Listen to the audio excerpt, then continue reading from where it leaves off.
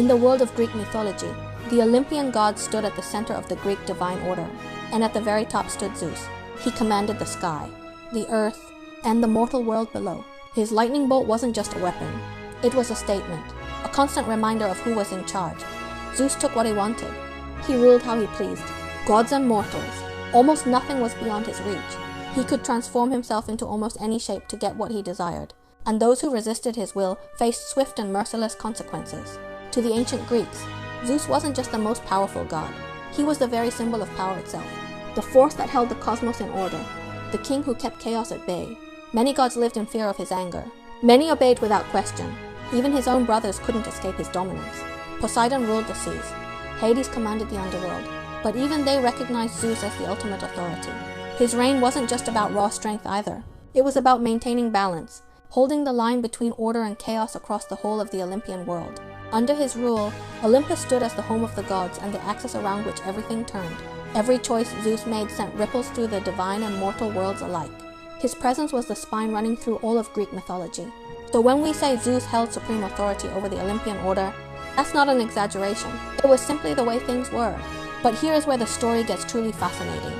Because even with all of that power, even with a reach that extended across the heavens and the earth, there was one being Zeus would not touch. One presence he chose, very deliberately, not to challenge. And it wasn't another Olympian. It wasn't a titan or a monster born of war. It was something far older, and far more fundamental than any of them. Her name was Nyx, the goddess of night. Long before the Olympians existed, long before order was carved out of chaos, Nyx was already there. She wasn't born into a structured world with thrones and divine laws. According to Hesiod's theogony, she emerged from chaos itself, the raw and formless beginning of absolutely everything. She was among the very first things to ever exist. She didn't arrive after the world was shaped. She was part of the shaping. She emerged in that earliest moment when there was no light, no land, no sky, just an infinite, unformed darkness. And from within that darkness, Nyx was born. If the Olympian gods were born into a world that already had shape and structure, Nyx predated all of that. She was there when nothing had form, when nothing had a name. That is a fundamentally different kind of existence, and it carried a fundamentally different kind of weight. What she represented went far beyond the night sky. According to Hesiod, Nyx was the mother of sleep, of dreams, of death, of strife, of fate, of discord, of nemesis. All the forces that quietly shape every living thing, the things no one can outrun or bargain with, they all came from her. And each of her children carried real power within their own domain, each one woven into the order and rhythm of the universe. Her influence didn't stop with darkness. It ran through the very structure of existence itself. She is often imagined as draped in a dark flowing robe scattered with stars, calm, silent, and absolute.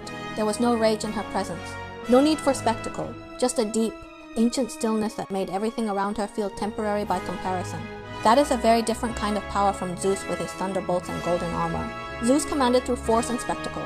Nyx simply was, and that difference mattered more than anyone might expect. And here is something worth sitting with for a moment. Nyx's darkness was not simply the absence of light. It was something far more profound than that. It was the primordial space where all life begins and ends, a place filled with potential and mystery, the very origin point of existence. Her darkness wasn't emptiness. It was fullness, the kind of fullness that precedes everything else. Now, the story that brings these two figures into the same frame begins with Hypnos, the god of sleep, one of Nyx's sons. After Hera persuaded him, Hypnos lulled Zeus into a deep sleep, leaving the king of the gods completely vulnerable, while everything around him spiraled out of control.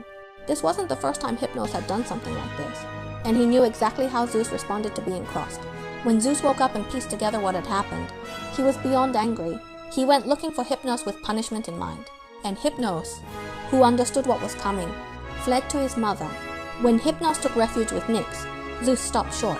Something shifted the moment night became involved. The myth suggests that Zeus hesitated to act, that he feared displeasing Nyx, and so he pulled back. The ruler of Olympus, the god who had faced down titans and bent the will of heaven itself, chose not to cross that line. He didn't back down because Nyx overpowered him in some dramatic clash. The myth doesn't give us a confrontation scene. What it gives us is something quieter and in many ways more striking. Zeus simply chose not to go further. He recognized something in her that his authority, no matter how vast, had no real claim over. The gap between them wasn't just about strength. It was about origin, about depth, about the kind of existence that simply doesn't answer to thrones. Zeus understood that he was dealing with something that predated his power entirely, something rooted in the very beginning of things, and he chose to acknowledge that. To me, this is one of the most quietly powerful moments in all of Greek mythology.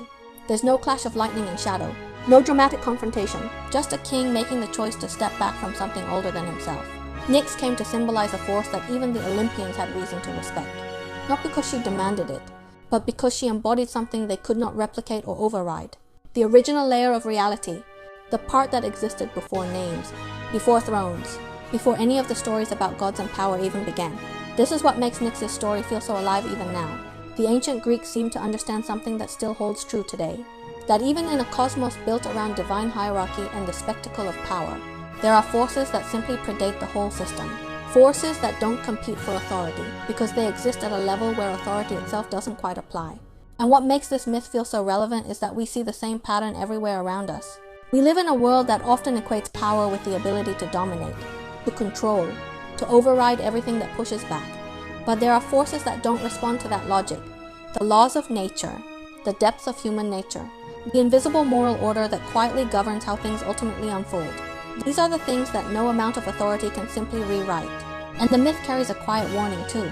When any force tries to control everything, the result is not always more order. It can just as easily become more chaos. The tighter the grip, the more things slip through. Even Zeus, the great enforcer of cosmic order, had to encounter that limit standing before the idea of night itself. Nyx is the mythological face of that idea. The quiet, ancient layer that sits beneath all the noise, all the ambition, all the divine politics. The layer that was there before any of it, and will remain long after all of it is gone. Zeus held supreme authority over the Olympian order, but Nyx is a reminder that power and depth are not the same thing. That authority and origin are not the same thing. That the loudest, most visible force in the room is not always the most fundamental one. She never sought to rule. She never needed to. She simply existed, fully and completely, in a way that nothing Zeus could do would ever diminish. In a mythology filled with wars, betrayals, dramatic transformations, and gods clashing across the heavens, Nyx stands apart. She barely speaks. She rarely acts, but her presence casts a shadow over all of it. A quiet, steady reminder that beneath every kingdom, there is something older still, something that does not answer to thrones, something that simply is. The ancient Greeks believed that before the gods of Olympus brought their version of order to the world, there were far older and far more powerful forces at work. Nyx was perhaps the clearest symbol of that belief, the proof that the story didn't begin with Zeus. It began somewhere much deeper, much darker, and much harder to name. And in the end, the myth carries a message that still resonates. True authority doesn't always announce itself with lightning and thunder. Sometimes it comes from depth, from origin, from the kind of quiet, unshakable presence that doesn't need to prove anything, because everything else already knows to step aside. No matter how powerful you are, there are forces that simply predate your power, forces that exist at a level your authority cannot reach. The wisest response, even for a god, is not to fight them. It is to recognize them, to acknowledge that some things are older, deeper, and more fundamental than anything you could ever build or take by force. That is what the myth of Nyx and Zeus quietly asks us to consider, and that is what makes her story one of the most enduring in all of Greek mythology. Not because she fought and won, but because she never had to fight at all.